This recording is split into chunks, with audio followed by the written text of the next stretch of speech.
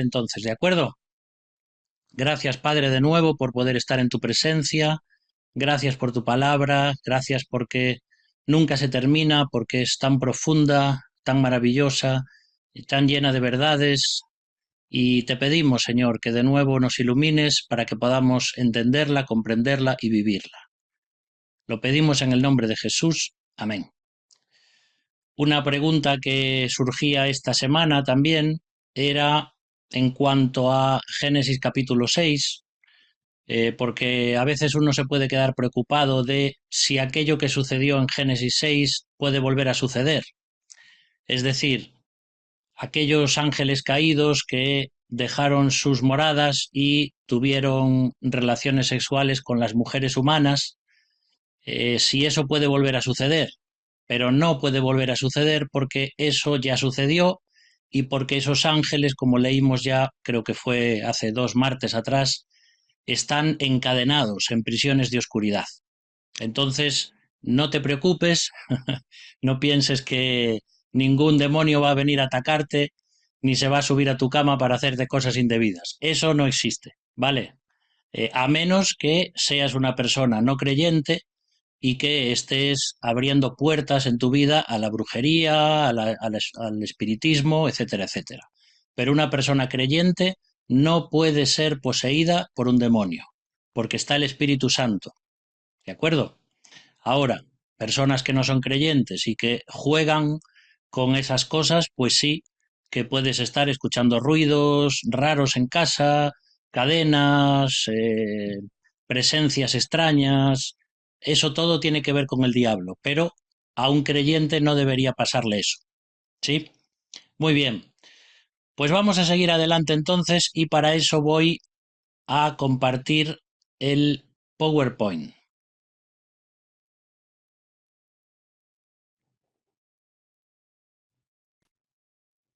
Muy bien, vamos a poner aquí. No, este no. Ahí. Muy bien, ciertos botones que hay que ir dándole aquí para que luego en la grabación quede todo bien. Muy bien, pues seguimos entonces con angelología, con estos siervos espirituales de Dios. Ya hemos visto varias cosas en estos martes atrás, pero hoy vamos a ver algo que tiene que ver con los ángeles en cuanto a la revelación bíblica. Es verdad que es el Espíritu Santo el que inspira a los escritores de la Biblia, es decir, nunca es un ángel el que inspira a un ser humano, aunque si te das cuenta y lo piensas, ciertas religiones o sectas sí que dicen que su fundación comenzó con un ángel que le mostró ciertas cosas. Con esto te puedes ir, por ejemplo, a los mormones, donde estamos ahí con José Smith y el ángel Moroni, que le muestra unas tablas y que le dio unas gafas especiales, etcétera, etcétera, que son más bien cuentos infantiles, todas esas cosas. Pero si te das cuenta, muchas sectas tienen en cuenta o hablan de revelación de ángeles, que por supuesto son ángeles caídos. Y es así como Satanás engaña a las personas mostrándoles o impulsándoles a establecer nuevas religiones cuando ellos piensan que es Dios mismo que les está mostrando una verdad. Entonces, las revelaciones que son aparte de la palabra de Dios no vienen de Dios. Esto lo vamos a leer en esta tarde. Entonces, los ángeles no inspiran al ser humano. Los 66 libros que nosotros tenemos en la Biblia, del Antiguo y del Nuevo Testamento, son libros que Dios, el Espíritu Santo, inspiró y sopló en la mente y en el corazón de los escritores bíblicos. Y ellos, dotados con ese poder y con esa inerrancia del Espíritu de Dios, escribieron la Biblia. ¿De acuerdo? Ahora, lo que vamos a ver hoy es que sí los ángeles pueden funcionar como agentes intermediarios en un sentido. Por ejemplo, si vamos a Hechos capítulo 7 y versículo 53, nos vamos a encontrar ahí cómo le está hablando Esteban a los judíos y les dice así: vosotros que recibisteis la ley promulgada por medio de ángeles y no la habéis obedecido. Si os acordáis, este capítulo 7 de Hechos es donde Esteban está predicándoles el Evangelio a los judíos, está hablándoles acerca de que ellos rechazaron a Jesús de Nazaret como el Mesías prometido y les está confrontando con su pecado y les está retrotrayendo a aquel momento en Éxodo cuando Dios le dio la ley a Moisés. Pero fíjate que aunque en Éxodo no se nos dice nada de los ángeles, por lo menos que yo recuerde, sí aparece en el Nuevo Testamento pues como algo nuevo que no conocíamos. Y es que cuando Dios le da la ley a Moisés, son los ángeles los que en nombre de Dios promulgan esa ley. No es una revelación de ángeles, es una revelación de Dios a través de ángeles, que le es dada a Moisés como el intermediario entre Dios y los hombres. ¿Sí? Entonces, sí encontramos versículos donde los ángeles, en el nombre de Dios y guiados por el Señor, tienen que ver con algunas partes de la revelación bíblica, pero no son ellos los que inventan lo que van a decir, ni los que revelan cosas angélicas, sino que es Dios mismo quien los usa como sus ministros o como sus servicios, como sus siervos, perdón, para hablar al ser humano. Otro versículo lo encontramos también en Gálatas 3:19. Y aquí ya es el apóstol Pablo que vuelve a repetir lo mismo, pero con otras palabras. Dice que la ley se promulgó por medio de ángeles por conducto de un mediador. Es decir, Dios no podía hablarles directamente al pueblo de Israel. Lo intentó, si recordáis la historia, pero el pueblo, cuando veía lo que Dios estaba haciendo, para ellos eran truenos, relámpagos, voces de bocina muy fuertes.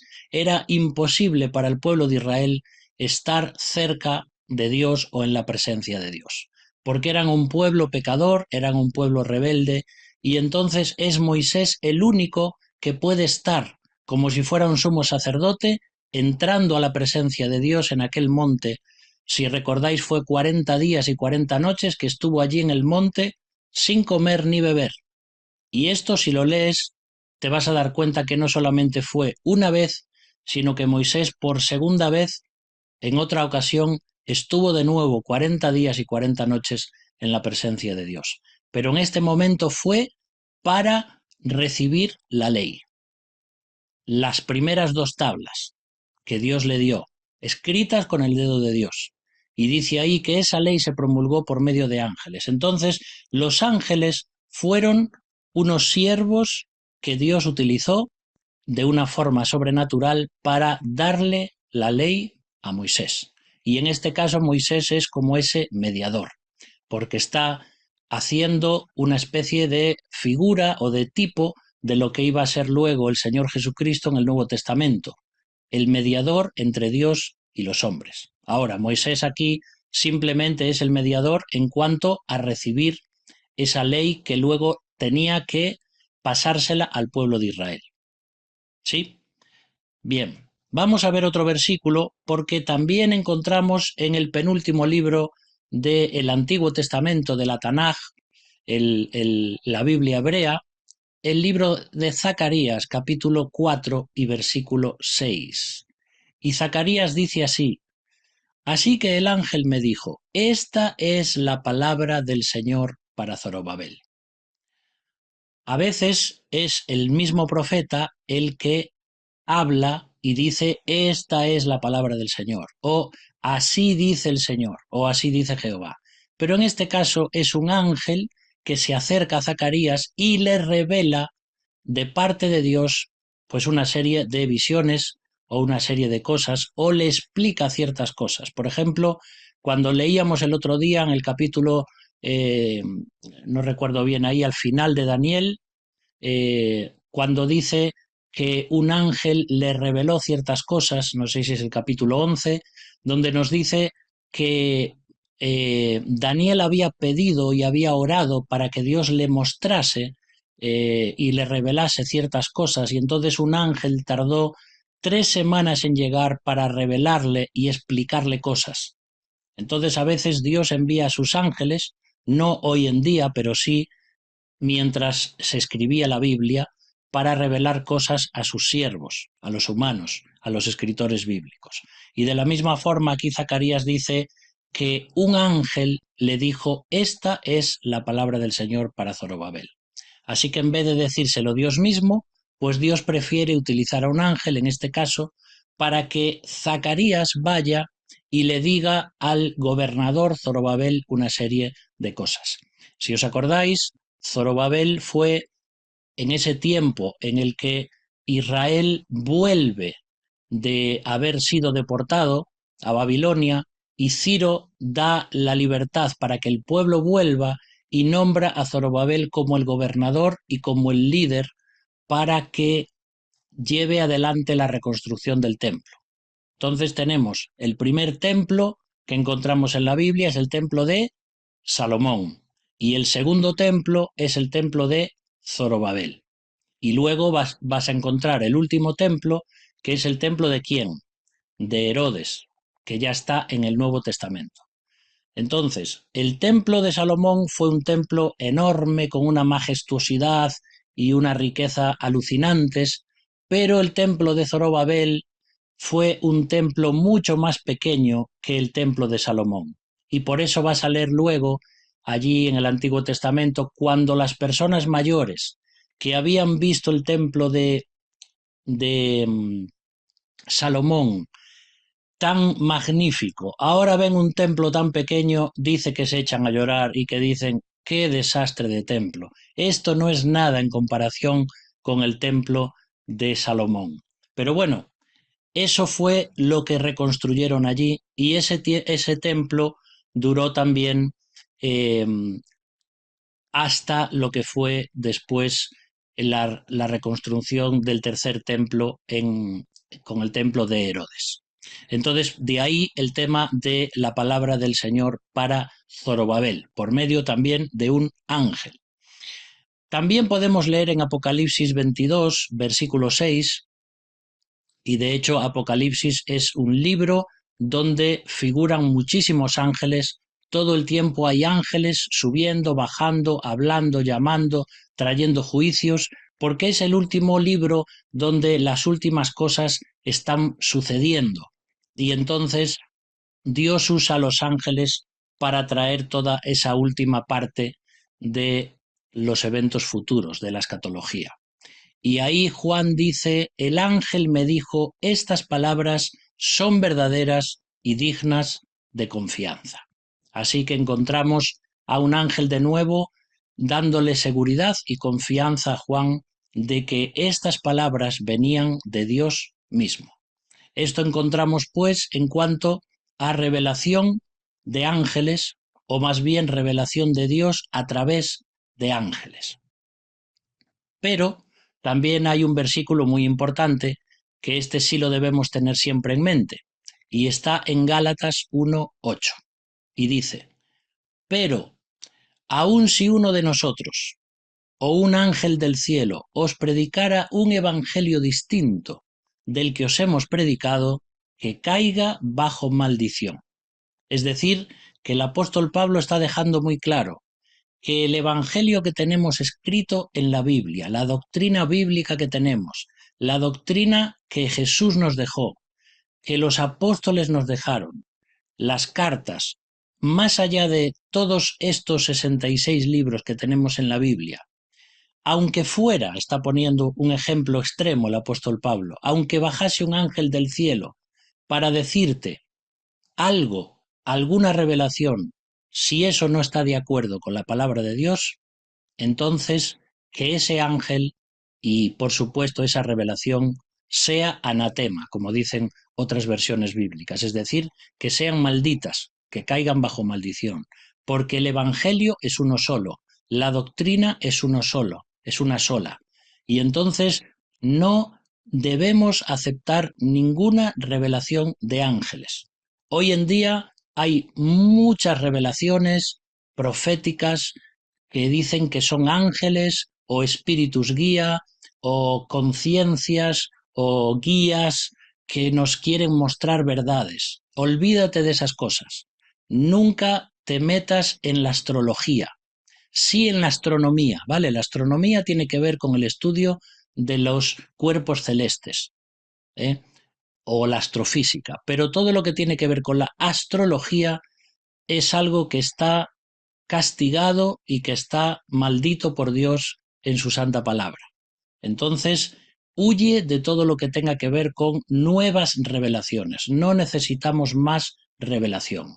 De hecho, si vas al libro de Hebreos, te encuentras como ahí comienza el libro diciendo, pero Dios, habiendo hablado muchas veces y de muchas maneras en otros tiempos a los padres por los profetas, en este último tiempo nos habló en Hijo. Sí, así dice ahí. Ni siquiera en el griego usa el artículo determinado. No dice nos habló en el Hijo o a través del Hijo, sino que dice nos habló en Hijo, es decir, Jesucristo mismo es la última revelación de Dios, porque Jesucristo vino a hacernos la exégesis, la explicación del Padre, porque en Él habita corporalmente toda la plenitud de la deidad y Él es la imagen del Dios mismo, su misma sustancia, pero en otra persona. Y aquí ya entramos a hablar de teología.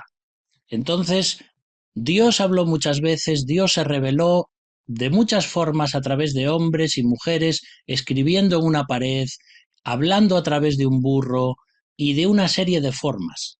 Pero la última revelación de Dios es a través de la persona de Jesucristo, porque todo el Antiguo Testamento, todas las doctrinas que aparecen en el Antiguo Testamento, las imágenes, los tipos, las figuras del tabernáculo, del templo, de todas las cosas, en Cristo se completan.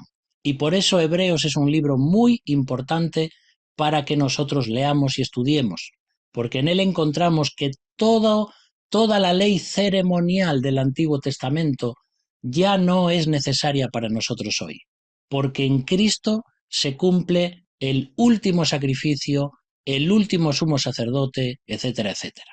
Así, por tanto, de ninguna forma debemos aceptar como cristianos evangélicos nuevas revelaciones de parte de nadie. A veces en los círculos evangélicos más extremos, eh, a veces podemos escuchar como algún hermano o alguna hermana dice, tengo una nueva revelación de Dios. Bueno, aquí tenemos que tener en cuenta dos cosas. Primero, no hay revelación bíblica adicional además de la que ya tenemos en las Escrituras. Lo que puede referirse ese hermano o esa hermana cuando habla de que tiene un don de profecía es a que tiene pues algo que Dios le dio y que esa persona quiere compartir con la iglesia. Eso es algo diferente, pero no es una nueva revelación. ¿De acuerdo? Muy bien. Entonces vimos cómo los ángeles también los encontramos en la Biblia para revelarnos, a veces, cuando Dios lo quiere, alguna cosa que tiene que ver con él, algún mensaje, etcétera, etcétera. Pero hoy ya los ángeles no nos traen nueva revelación de Dios. Pero lo que sí podemos estar seguros es de que los ángeles siguen ayudándonos a nosotros como creyentes, como cristianos. Y hay muchos casos que podemos encontrar sobre todo en el libro de Hechos, porque el libro de Hechos es un libro de transición entre el Evangelio de Jesucristo y los 4 puntos de vista diferentes de los evangelistas, Mateo, Marcos, Lucas, Juan, y luego lo que va a ser la doctrina del apóstol Pablo y los demás escritores bíblicos. Entonces, Hechos es un libro de transición. Tenlo en cuenta siempre porque a veces podemos equivocarnos si sacamos doctrina bíblica del libro de los Hechos sin contraponerlo con las demás enseñanzas bíblicas. Si no entendemos que el libro de Hechos es un libro de transición, lo repito por tercera vez, entonces nos podemos equivocar. Porque en el libro de los Hechos te vas a encontrar, por ejemplo, que el Espíritu Santo viene de 4 formas diferentes. A veces viene a la persona cuando le imponen las manos. A veces viene al creyente cuando es bautizado. A veces viene cuando le predican el Evangelio. A veces viene mezclado con una serie de circunstancias, después de que le predican o después de que le imponen las manos o una de estas formas. Entonces uno ahí puede llegar a confundirse y decir, bueno, pero realmente ¿cuándo uno recibe el Espíritu Santo? Para eso tenemos que irnos al resto de la Biblia, a todas las cartas del Nuevo Testamento, donde solo vas a encontrar una forma en la que el Espíritu Santo viene a nuestra vida, y es cuando una persona cree en Cristo y le recibe como Salvador. En ese mismo momento, automáticamente recibimos el sello del Espíritu Santo. No hace falta un bautismo en agua para recibir al Espíritu Santo, porque el bautismo en agua que nosotros realizamos es simplemente algo simbólico para demostrar y decirle a los demás que creemos en Jesucristo. Pero no sucedía así en Hechos. Entonces ten en cuenta por cuarta vez que el libro de Hechos es un libro de transición, donde de las enseñanzas de Cristo vamos a ir pasando a las enseñanzas de la Iglesia, ¿eh? Pero de ninguna forma las enseñanzas de Pablo o las enseñanzas de Cristo son contradictorias, ¿eh? Todo lo que dice Cristo y todo lo que dice Pablo es una misma cosa. Pero en Hechos hay ahí una serie de transiciones que son importantes detenerse. Bien, Hechos 8:26 dice, un ángel del Señor le dijo a Felipe, ponte en marcha hacia el sur, por el camino del desierto que baja de Jerusalén a Gaza. Y aquí encontramos cómo es un ángel el que, guiado y mandado por el Señor, le dice a Felipe que vaya a evangelizar a una persona. Y esto es Dios mismo que habla a través de ese ángel. Entonces encontramos en la vida del creyente, como decía antes, sobre todo aquí en el libro de Hechos, porque es una explosión del poder del Espíritu Santo en la vida de la Iglesia, para demostrar que los apóstoles ahora están llenos de Dios y han sido empoderados, por decir así, por el Señor para hacer milagros y para hacer cosas sobrenaturales. Y entonces aquí encontramos a un ángel diciéndole a Felipe, mira, hay una persona que aunque tú no la conoces, tienes que ir a hablarle de Cristo. Y entonces es ahí cuando encontramos a Felipe que se acerca a un carro y si te acuerdas de la historia, pues era un etíope eunuco que venía de Etiopía y que era un alto mando de la reina de Candace. Entonces no nos encontramos aquí con un etíope cualquiera, sino que nos encontramos con un hombre, un oficial del palacio de esta reina, y que había venido seguramente para adorar en Jerusalén, y cuando vuelve y consigue las escrituras de Isaías, dice que las va leyendo de vuelta en su carro, pero no lo entiende, porque no entiende a qué se refiere Isaías 53, por ejemplo. ¿Quién era ese varón de dolores, experimentado en quebranto, etcétera, etcétera? Entonces Felipe se acerca y le pregunta, ¿entiendes lo que estás leyendo? Y él le dice, pues no lo entiendo. Si alguien no me lo enseña, no sé a quién se refiere. Y entonces Felipe comienza a predicarle y a mostrarle que justamente lo que había pasado hacía poco tiempo en Jerusalén es que se habían cumplido las profecías de que el Mesías profetizado 600 años antes por Isaías ahora había muerto, había sido sepultado, había resucitado al tercer día y en él se cumplían todas aquellas profecías.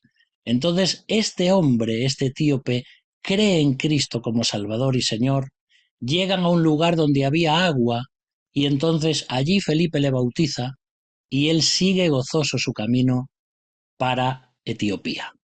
Y esto es tremendo porque el Evangelio ahora va camino de África gracias a que un cristiano fue fiel a los impulsos del Espíritu y obedeció también a un ángel mandado por el Señor. Entonces, qué bonito es pensar cómo Dios envía a sus ángeles para ayudarnos, para guiarnos aún a otras personas. Muchas veces hablamos de que es el Espíritu de Dios, el propio que tenemos dentro de nosotros, Dios mismo en el corazón que nos hace sensibles a estas cosas y que a veces podemos tener ese impulso de decir, siento que debo hablarle a esta persona. Bueno, es el Espíritu Santo que está obrando dentro de ti. Pero a veces, igual que sucedió con Felipe, puede ser también un ángel que Dios te envíe, aunque yo no conozco a nadie que haya pasado por esto. Pero Dios puede usar un ángel para decirte algo. Aunque hoy en día, recuerda, ya tenemos la palabra completa de Dios y no necesitamos a ningún ángel que nos diga nada, a menos que Dios así lo quiera. Recuerda que muchas cosas de las que se dicen aún en el Nuevo Testamento no estaban escritas y todavía el canon bíblico no estaba completo. Cuando vamos a Timoteo y encontramos toda la escritura es inspirada por Dios y útil para enseñar, para redarguir, para corregir, para instruir en justicia, etcétera, etcétera, toda la escritura se refiere al Antiguo Testamento, porque es lo que tenían. Ahora nosotros lo podemos usar también para el Nuevo Testamento. Entonces, tenemos que entender cuando leemos la Biblia, a quién se le escribe, quién es la audiencia, quién es el que está hablando, ya estaba completo el canon bíblico, no, una serie de preguntas que nosotros tenemos que tener en cuenta para comprenderlo perfectamente. Así que encontramos a un ángel hablando a una persona para que le vaya a predicar el Evangelio a otra. También aquí encontramos en Hechos capítulo 10 y versículo 3, que nos dice: un día como a las 3 de la tarde, tuvo una visión. Vio claramente a un ángel de Dios que se le acercaba y le decía: Cornelio.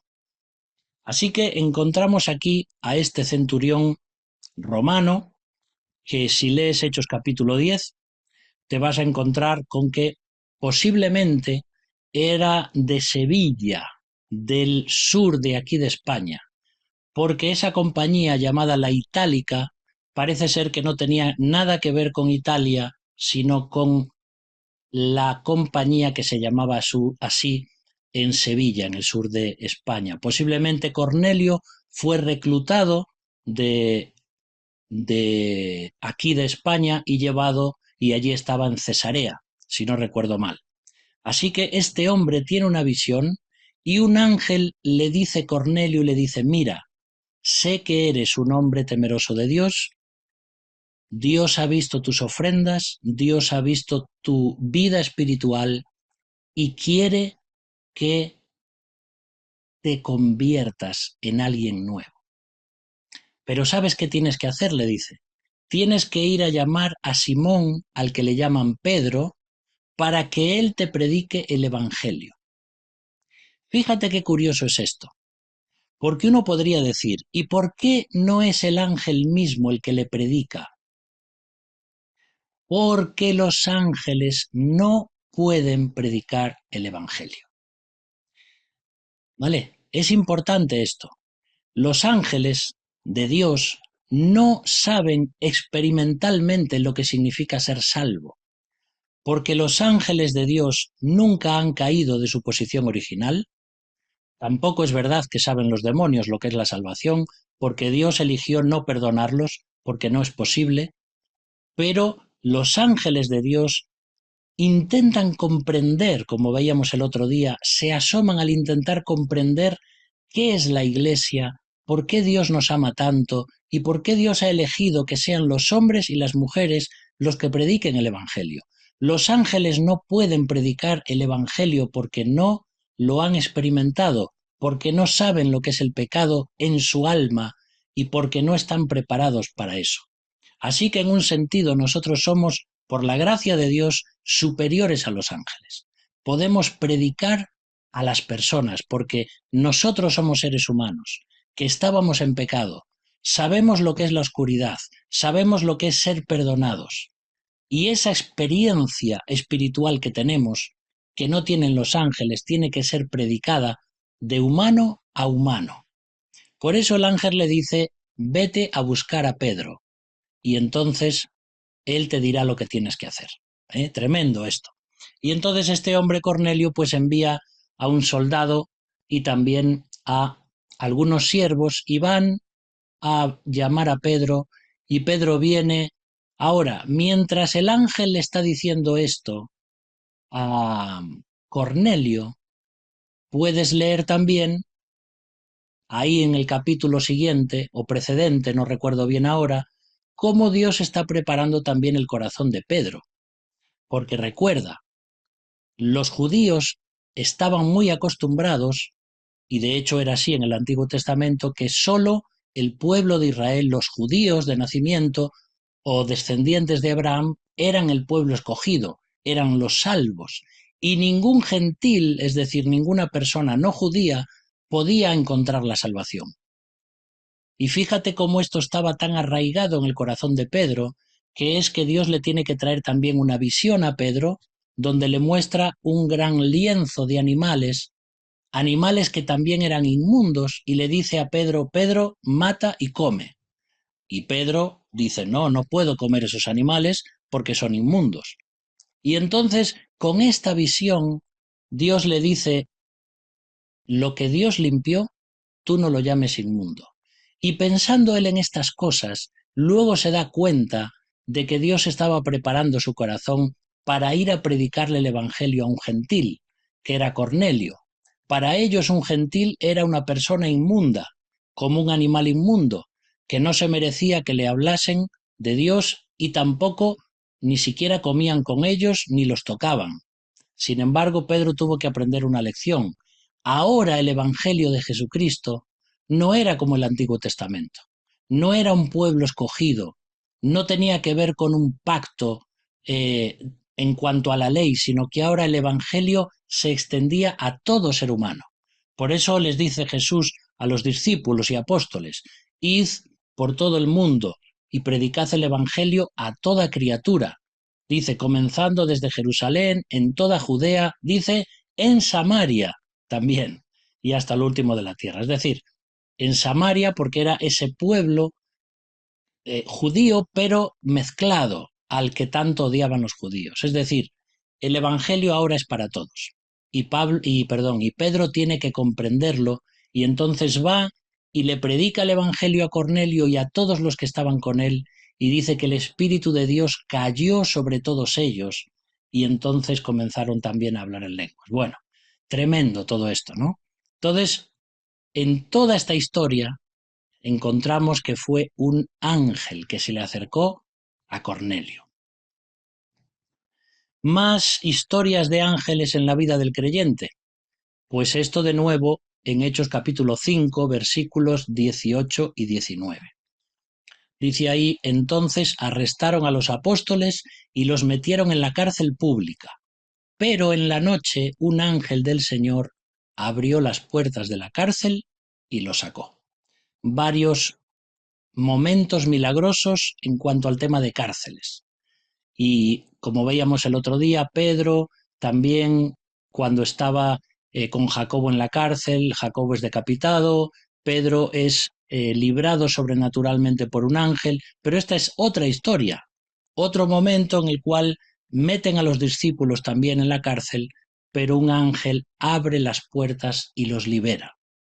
De eso podemos verlo aquí entonces cómo Dios usa a sus ángeles en aquel momento de transición, cuando todavía la Biblia no está completa ni escrita, etcétera, etcétera, haciendo obras milagrosas y señales y prodigios para mostrarle a los demás, a la propia Iglesia y a las personas que veían estas cosas en cuanto a qué importante era la nueva vida que Dios estaba trayendo a través de la persona y obra de Cristo.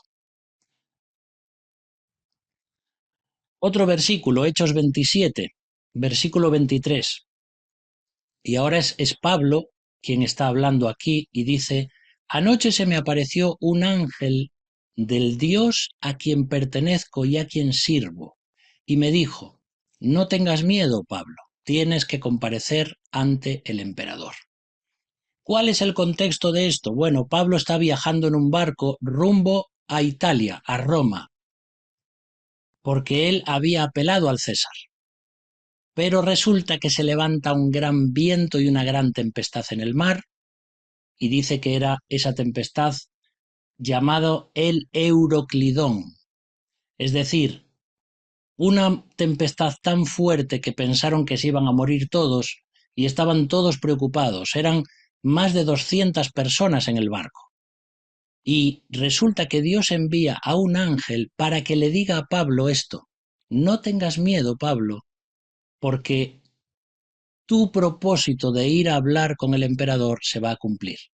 Y Dios te ha concedido todos los que hay en el barco. Es decir, que a través de un ángel Dios trae consuelo, trae esperanza y trae una promesa para el apóstol Pablo. Y también encontramos esto. Cada una de estas historias podríamos aplicarlas a nuestra vida. Cuando estamos pasando momentos difíciles, cuando estamos en medio de una tempestad en nuestra vida, cuando pensamos que esa circunstancia, esa enfermedad, ese dolor va a terminar con nosotros, nos sentimos ya casi como naufragados en nuestra vida. Viene Dios a través de su palabra y nos dice: no temas, no te preocupes, porque yo tengo planes para ti. Y así con cada versículo que acabamos de leer en el libro de los Hechos. Tal vez nunca vamos a estar en una cárcel, pero tal vez vamos a sufrir momentos de angustia, que es lo que significa eso: estar oprimidos, estar encogidos, estar con el corazón estrecho, bajo barrotes espirituales. Y ahí Dios puede enviar ángeles que nos cuiden.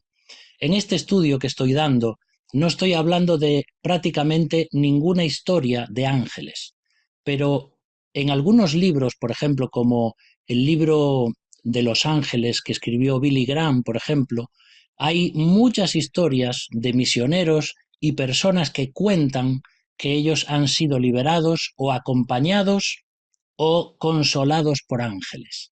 Yo no lo cuento para no hacer de este estudio algo que parezca que solamente estamos pensando en historias angelicales. Pero hay muchas historias sobre esto, hermanos.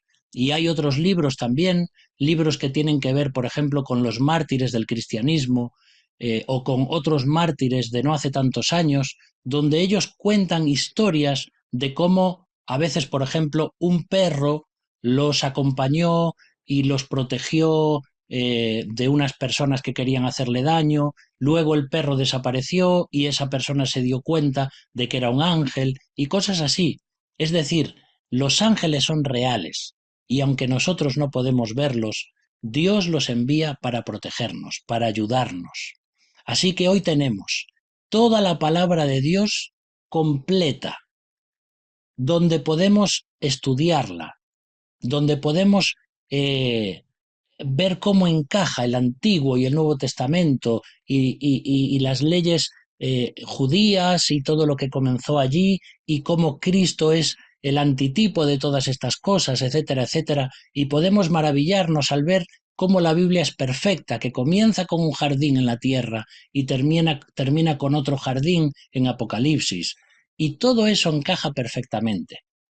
Pero aún teniendo la palabra de Dios, a veces Dios puede enviar a sus ángeles para cuidarnos, ayudarnos, protegernos de accidentes, etcétera, etcétera. Otro versículo que encontramos también, creo que es el último ya en, en este bloque de los ángeles en la vida del creyente, dice ahí Lucas 16:22: resulta que murió el mendigo y los ángeles se lo llevaron para que estuviera al lado de Abraham. También murió el rico y lo sepultaron. Bueno, esto lo habíamos visto también cuando hablábamos de las parábolas de Jesús.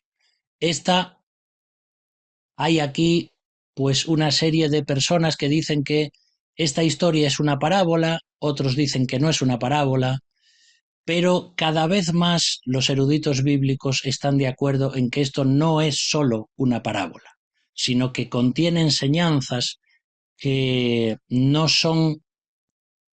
están puestas solamente en una parábola, sino que añaden algo más. Entonces, encontramos esa historia de aquel hombre rico que no era creyente y que tenía muchísimo dinero y que hacía banquetes todos los días, y tenemos a un hombre llamado Lázaro, que era pobre, que era tal vez indigente y que estaba deseando comer de las migajas que caían de la mesa del rico, casi como si fuera un perrito allí, esperándolo, ¿no? Y vemos esa diferencia, ese contraste entre un hombre no creyente, pero millonario, y un hombre creyente pobre. Y luego nos cuenta la historia que cuando el rico muere, lo sepultaron. Ni siquiera aparece el nombre de este rico. Sin embargo, sí aparece el nombre del creyente, porque Dios conoce el nombre de sus hijos, y se llamaba Lázaro. Pero no dice que a Lázaro lo enterraron simplemente, dice que los ángeles lo escoltaron hasta la presencia del padre Abraham, donde estaba el paraíso y donde estaban disfrutando allí de la presencia del Señor. De aquí podemos sacar alguna enseñanza que posiblemente nos dice que cuando un creyente muere es escoltado por los ángeles a la presencia de Dios. Si esto fuera una simple parábola, no deberíamos sacar estas conclusiones, porque las parábolas son historias muy sencillas que tienen prácticamente un solo significado, y los detalles que cuentan no son para sacar ninguna doctrina. Pero en esta historia puede ser que nos estén mostrando la diferencia que hay entre un no creyente que simplemente es sepultado para resucitar cuando llegue el momento y enfrentar el juicio del gran trono blanco para ser condenado al infierno, o, por el otro lado, la muerte de un creyente, que conoce Dios perfectamente su nombre, porque es su hijo o su hija, que es escoltado, digamos, espiritualmente, por decir así, a la presencia de Dios. No sabemos si esto es así o no, pero en este texto se nos dice que los ángeles tienen que ver algo, aunque no podamos explicarlo, con este tema de la muerte del cristiano. Y ahí lo encontramos. Bueno, vamos a comenzar algo todavía más profundo. Así que te pido que prestes atención. Si estás ahí medio durmiendo porque ya cenaste o comiste, o presta atención, abre tus ojos, porque esto es importante, ¿vale? Vamos a hablar algo de lo que tiene que ver con la hueste celestial o el consejo divino en el Antiguo Testamento. Tal vez son temas de los que nunca has escuchado, y son temas de los que se está investigando mucho últimamente y en los últimos años, debido a una serie de palabras hebreas que, al ser comparadas con otros escritos de las épocas en las que se escribieron estos libros del Antiguo Testamento, podemos encontrar y entender más el significado de lo que significan. Por ejemplo, en el primer libro de Reyes, capítulo 22 y versículo 19, presta atención a estos versículos, agárrate a la silla y al sofá, porque tal vez vas a leer cosas en las que nunca te habías parado a pensar. Mira, vi al Señor sentado en su trono con todo el ejército del cielo alrededor de él, a su derecha y a su izquierda. Y el Señor dijo: ¿quién inducirá a Acab para que ataque a Ramot de Galaad y vaya a morir allí? Uno sugería una cosa y otro sugería otra. Por último, un espíritu se adelantó, se puso delante del Señor y dijo: yo le induciré. ¿Por qué medios?, preguntó el Señor. Y aquel espíritu respondió: saldré y seré un espíritu mentiroso en la boca de todos sus profetas. Entonces el Señor ordenó: ve y hazlo así, que tendrás éxito en inducirlo. Bueno, aquí hay cosas que no comprendemos en toda su magnitud, porque aquí estamos hablando de que está el Señor y que alrededor de él tiene como un séquito de ángeles, un consejo divino o una serie de huestes celestiales, donde parece que hay ángeles buenos y ángeles malos, porque Dios tiene un plan aquí, y es, como dice y hemos leído, en cuanto al rey Acab. El rey Acab fue realmente alguien muy, pero que muy malo, ¿eh? Y entonces aquí Dios está diciendo, tengo un plan para su vida y es que este hombre tiene que morir. Y entonces, en vez de tomar él la decisión, quiere escuchar respuestas o opiniones, o como se dice hoy, una tormenta de ideas, una lluvia de ideas de su consejo divino, en el sentido de ángeles creados, ¿eh?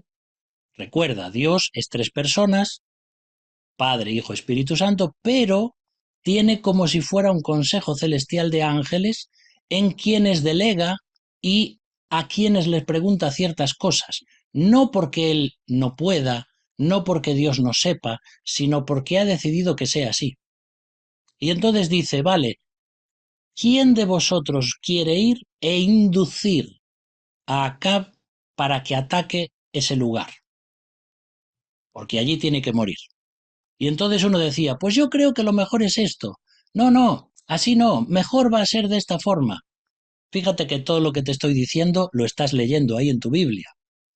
Y entonces un espíritu, es decir, una especie de ángel, ¿eh?, se adelanta y dice, mira, yo le voy a inducir. Y entonces el Señor le dice, vale, ¿y cómo lo vas a hacer? Pues yo voy a tratarle, voy a poner un espíritu mentiroso, o seré un espíritu mentiroso en la boca de sus profetas, es decir, que voy a llevar mentira. Y el Señor le dice, está bien, hazlo porque esa es la forma en la que va a resultar exitoso. Y cuando uno lee esto dice, primero, ¿es verdad que Dios tiene un consejo celestial? Segundo, ¿cómo puede ser que Dios envíe a un espíritu mentiroso para matar a alguien?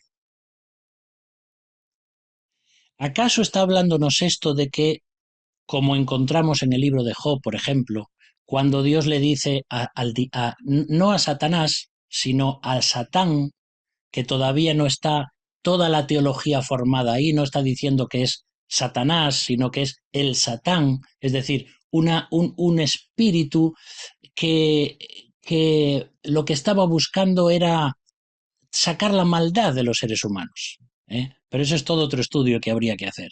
Y le dice, ¿de dónde vienes? Y él le dice, de rodear la tierra, buscando a ver a quién puedo hacer daño. Es como que Satanás y sus seres angélicos caídos tienen libertad para entrar a la presencia de Dios y Dios les pide cuentas de lo que están haciendo. Y Dios mismo le dice al diablo, le dice, ¿no te has fijado en mi siervo Job, que es un varón perfecto, recto, etcétera, etcétera? Y Satanás le dice, sí, sí, claro, porque tú le has dado muchas riquezas, pero quítale las riquezas, vas a ver lo que pasa. Y Dios le permite eso a Job.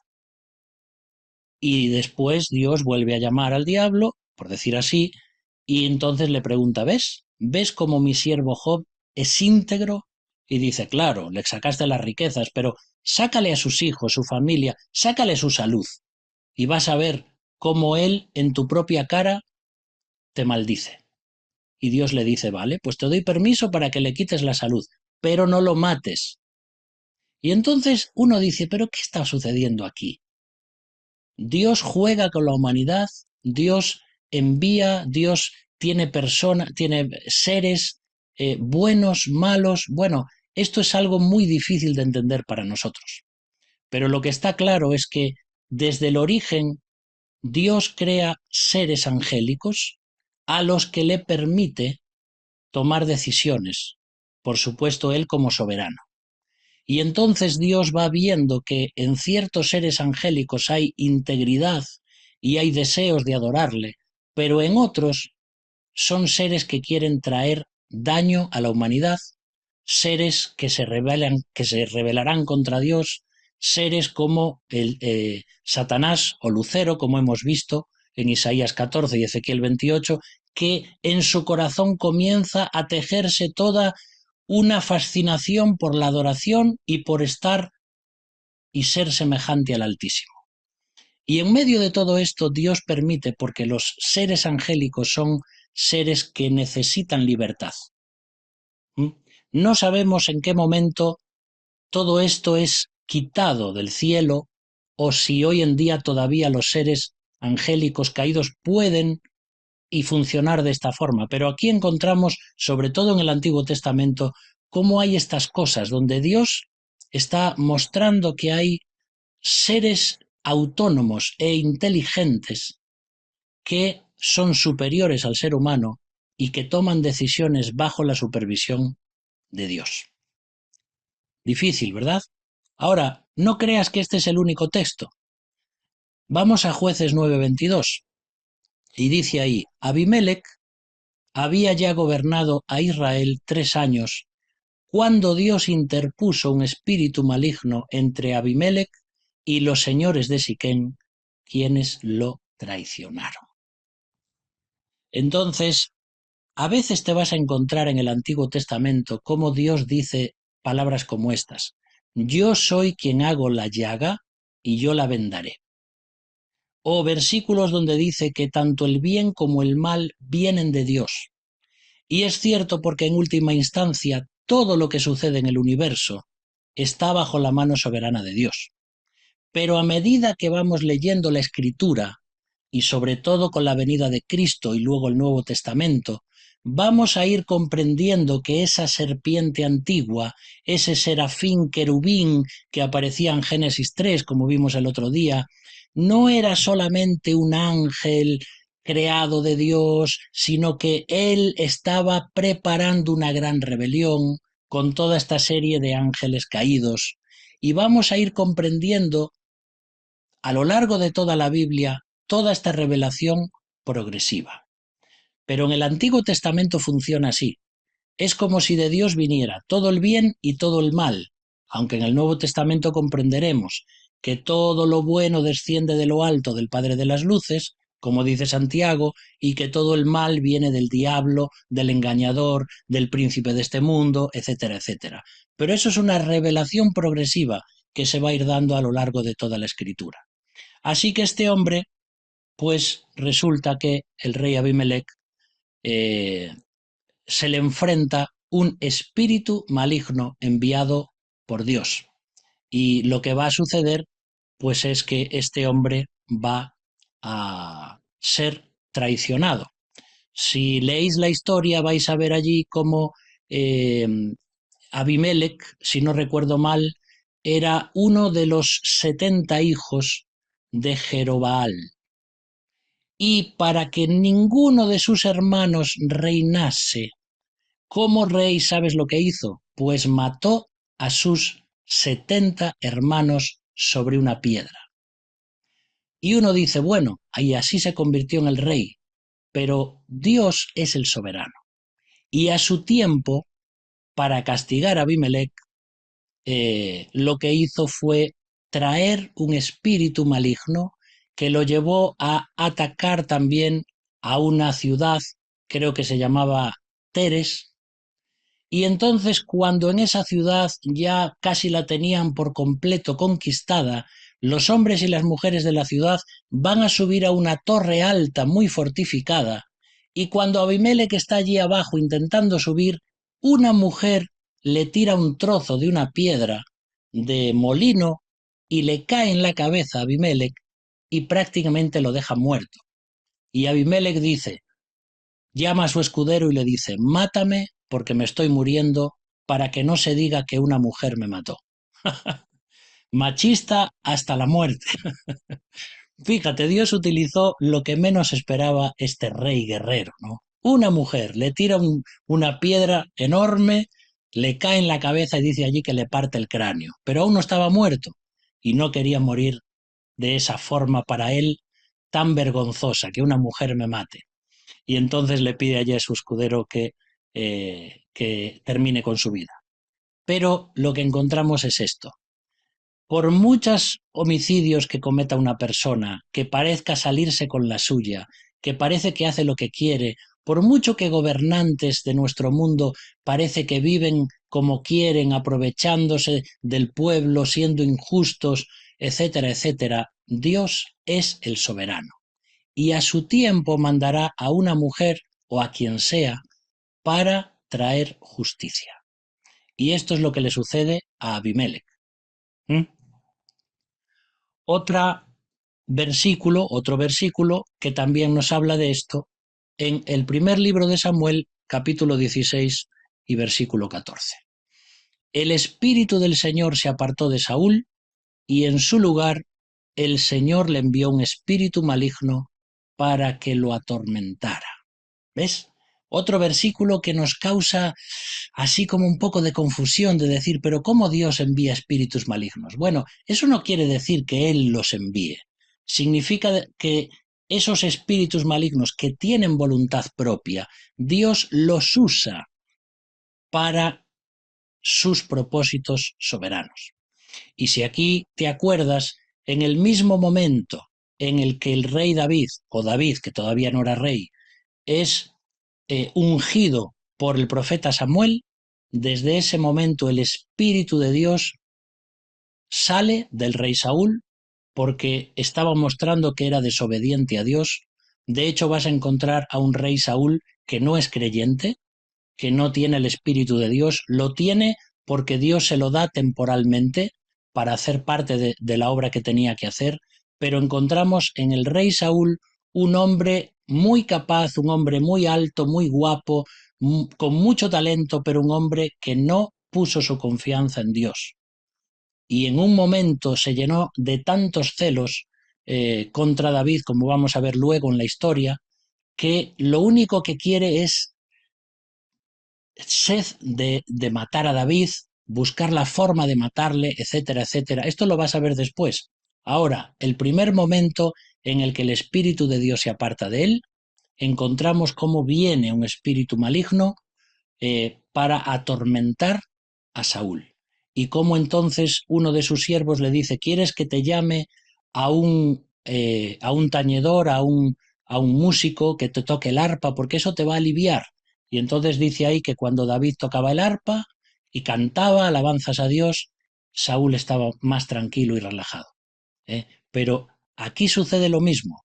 De ese consejo celestial, o de alguna forma que no entendemos, Dios envía espíritus que no son buenos para atormentar a personas.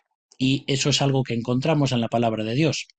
No vamos a poder seguir hoy ya más, pero el próximo día tengo todavía algunos versículos más del Antiguo Testamento donde encontramos a esta hueste celestial de Dios que Él usa para sus propósitos. Y al mismo tiempo veremos también algunos en el Nuevo Testamento donde también encontramos cuál es y cómo es y qué función tiene esta hueste espiritual de Dios. Bueno, ahora yo os dejo ahí con esos versículos para que os rompáis la cabeza y os tiréis de los pelos pensando cómo puede ser que Dios hace estas cosas. Bueno, mira, eh, llega un momento en la vida de que uno se da cuenta que no puedes comprender a Dios.